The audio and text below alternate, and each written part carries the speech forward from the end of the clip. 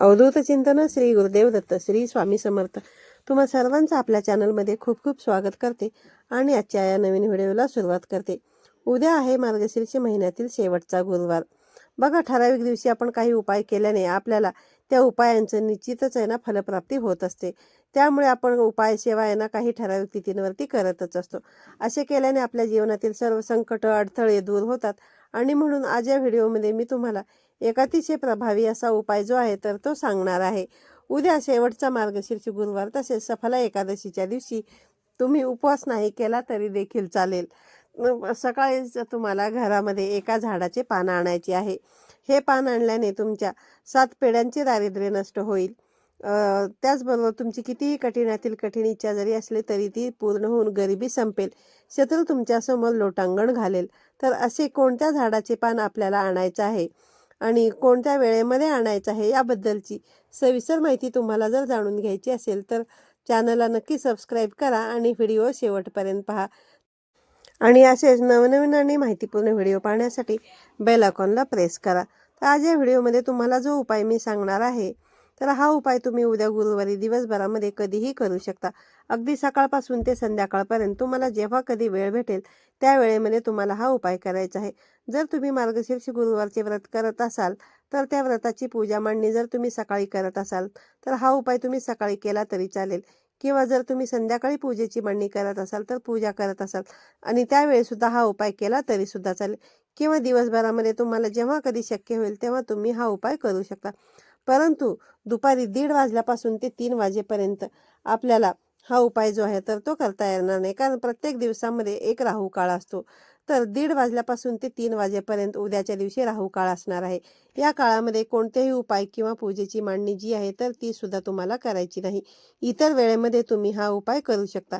जर तुमच्या जीवनामध्ये काही अडचणी संकटे असतील, तुम्हाला कोणत्याही कामांमध्ये यश मिळत नसेल, तुमच्या मुलांची कोणत्याही क्षेत्रामध्ये प्रगती होत नसेल, तुमच्या पतीची प्रगती होत नसेल किंवा घरामध्ये सतत पैशांच्या आर्थिक अडचणी येत असतील, आलेला पैसा तुमच्या घरामध्ये टिकत नसेल किंवा तुमच्यावरती भरपूर असं कर्ज झालेलं असेल तर त्या कर्जातून मुक्त होण्यासाठी, त्याचबरोबर तुमच्या घरामध्ये सतत एखादी व्यक्ती जी आहे तर ती आजारी राहत असेल, प्रयत्न करूनही दवाखाना करूनही त्या व्यक्तीला फरक पडत नसेल, नीट होत नसेल, त्याचबरोबर घरामध्ये सततची भांडणे क्लेश कलह होत असेल तर मग भांडणे नवरा बायकोंचे असतील किंवा इतर आई वडिलांचे असतील, कोणाचीही असतील, ते कमी होण्यासाठी हा जो उपाय आहे तो तुम्हाला उद्या करायचा आहे.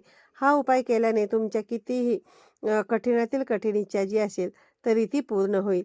तुमची इच्छा नोकरी प्राप्तीसाठी असेल, कुटुंबाची प्रगती होण्यासाठी असेल किंवा तुमच्या जीवनामध्ये एखादा शत्रू असेल, त्या शत्रूंचा तुम्हाला वारंवार त्रास होत असेल तर असा शत्रू त्रास, शत्रू पीडा दूर होण्यासाठी सुद्धा तुम्ही हा उपाय करू शकता.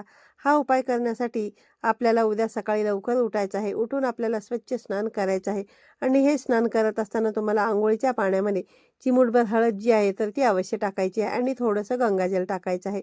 या पाण्याने स्नान करून तुम्हाला स्वच्छ कपडे परिधान करायचे आहेत. आपल्या देवघरातील देवांची पूजा अर्चा करून तुम्हाला घ्यायची आहे. जेव्हा आपण अशा प्रसन्न वातावरणामध्ये काही उपाय करत असतो तेव्हा आपल्याला त्या उपायांचं निश्चितच फळ प्राप्त होत असतं. तर आपल्याला हा उपाय करण्यासाठी मनी प्लांटचं एक पान जे आहे तर ते लागणार आहे.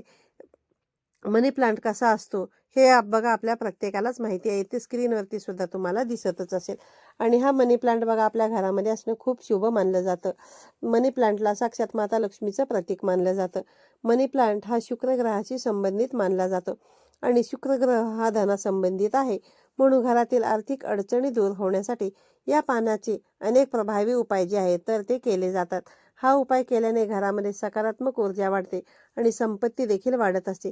तसेच या दिवशी हा उपाय केल्याने आपल्याला आर्थिक समस्यांना सामोरे जावे लागत नाही. म्हणून आपल्याला उद्याच्या दिवशी एक तांब्या भरून पाणी घ्यायचं आहे. त्या पाण्यामध्ये आपल्याला थोडीशी चिमूटभर हळद टाकायची आहे आणि हे जल आपल्याला मनी प्लांटला अर्पण करायचं आहे. यानंतर या वेलीचं एक पान जे आहे तर ते आपल्याला तोडून आपल्या घरामध्ये आणायचं आहे. आणल्यानंतर ते स्वच्छ धुवून घ्यायचे आहे आणि पुसून कोरडं करून थोडंसं कुंकू घ्यायचं आहे आणि कुंकवाने आपल्याला या पानावरती आपली जी काही इच्छा आहे ती इच्छा लिहायची आहे. आणि किंवा मग तुमचं जे कोणतंही काम असेल ते पूर्ण होत नसेल आणि तुम्हाला असं वाटत असेल की ते तुमचं काम पूर्ण व्हावं तर मग त्या पानावरती तुम्हाला ते लिहायचं आहे. यानंतर हे जे पान आहे तर ते तुम्हाला एका प्लेटमध्ये घ्यायचे आहेत आणि त्या प्लेटमध्ये थोडेसे तांदूळ ठेवून त्या तांदळावरती तुम्हाला हे जे पान आहे ते ठेवायचे आहे आणि त्या पानावरती तुम्हाला एक गुळाचा खडा आणि थोडीशी चणा डाळ जी आहे तर ती ठेवायची आहे. यानंतर हे जे पान आहे ते आपल्याला आपल्या देवघरामध्ये असलेल्या माता लक्ष्मीच्या फोटोसमोर ठेवायचं आहे किंवा तुम्ही व्रताची मांडणी केली असेल तिथे देखील तुम्ही हे जे पान आहे ते ठेवू शकता. यानंतर या पानाला हळद, कुंकू, अक्षता, फुले आपल्याला अर्पण करायचे आहेत. धूप, दीप, अगरबत्ती याने ओवाळून घ्यायचं आहे. त्यानंतर एक वेळा तुम्हाला व्यंकटेश स्तोत्रमचं पठण करायचं आहे आणि एक वेळा श्री सुक्ताचं पठण करायचं आहे. यानंतर दोन्ही हात जोडून माता लक्ष्मीचं नामस्मरण करायचं आहे. जी काही तुमची पानावरती इच्छा लिहिली असेल ती इच्छा तुमची पूर्ण होण्यासाठी तुम्हाला प्रार्थना करायची आहे आणि संपूर्ण दिवसभर रात्रभर हे पान तुम्हाला तिथेच ठेवायचं आहे. दुसऱ्या दिवशी हे पान तिथून तुम्हाला उचलायचं आहे आणि गाईला खाऊ घालायचं आहे. या पानावरती असलेली चणा डाळ आणि गूळ खडा हे जे आहे ना ते हे पान तुम्हाला तुमच्या हाताने गाईला खायला घालायचं आहे. गाईला हळद कुंकू लावायचं आहे. पुन्हा एकदा तुमची जी काही इच्छा असेल ती पूर्ण होण्यासाठी प्रार्थना करायची आहे. प्लेटमध्ये असणारे तांदूळ हे तुम्हाला पक्ष्यांना खाऊ घालायचे आहेत आणि अशा पद्धतीने एक छोटासा उपाय तुम्हाला उद्याच्या दिवशी नक्की करून पाहायचा आहे. हा उपाय केल्याने तुमच्या सर्व इच्छा मनोकामना पूर्ण होतील.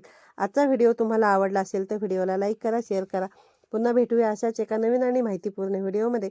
तोपर्यंत सर्वांना श्री स्वामी समर्थ.